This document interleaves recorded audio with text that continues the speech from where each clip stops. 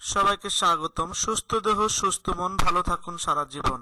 আমার আজকের ভিডিওর বিষয় ইমার্জেন্সি পিল এর কার্যকারিতা।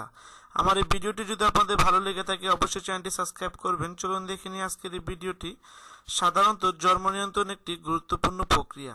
স্বাভাবিকভাবে যে কোনো দম্পতি বিয়ের পর শারীরিক ও মানসিক দুইভাবেই একে অপরের সাথে মিলিত হন।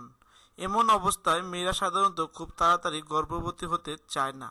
মাঝে মাঝে এমন হয় বিয়ের আগে অনেক শারীরিক সম্পর্ক গড়ে তোলেন, এমন সময় অনেক বড় ধরনের সমস্যা হতে পারে, যেমন মেয়েরা গর্ভবতী হয়ে যাওয়ার আশঙ্কা বেশি থাকে।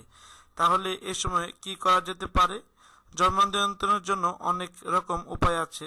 পুরুষ কন্ডম, মহিলা কন্ডম, ইমার্জেন্সি পিল, ইনজেকশন ইত্যাদি। অনেক কন্ডম ব্যবহার করে নিরাপদ অনুভব করেন না। যদি কোনো সময় তারপরও হয়, এক্ষেত্রে ইমার্জেন্সি পিল অনেকটা কার্যকারী। একটি ইমার্জেন্সি পিল 72 ঘন্টার মধ্যে খেলে 99% কাজ দেবে।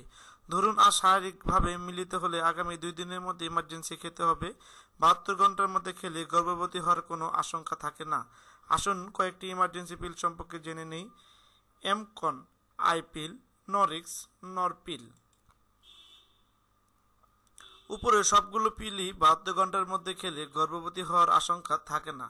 এগুলো ছাড়াও অনেক পিল আছে যা আপনি আপনার নিকটস্থ ফার্মেসি ও ওষুধের দোকানে পাবেন। বিদ্রোহ মনে রাখুন, ইমার্জেন্সি গর্ভনিরোধক পিল শুধুমাত্র জরুরি অবস্থার জন্য।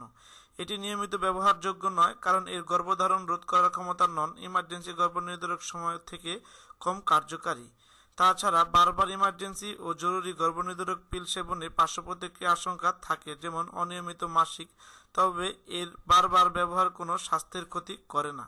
আমার এই ভিডিওটি যদি আপনাদের ভালো লেগে থাকে, যদি মনে হয় এই ভিডিওটি দেখলে আপনাদের বন্ধু বান্ধব, আত্মীয় স্বজন, পাড়া প্রতিবেশী কারো উপকার হবে, অবশ্যই ভিডিও লিঙ্কটি শেয়ার করুন। কষ্ট করে ভিডিওটি দেখার জন্য জাস্ট ফান চ্যানেলের পক্ষ থেকে আপনাদেরকে আন্তরিক ধন্যবাদ। দেখা হবে পরবর্তী কোনো স্বাস্থ্য বিষয়ক ভিডিওতে। সে পর্যন্ত সবাই ভালো থাকবেন, সুস্থ থাকবেন।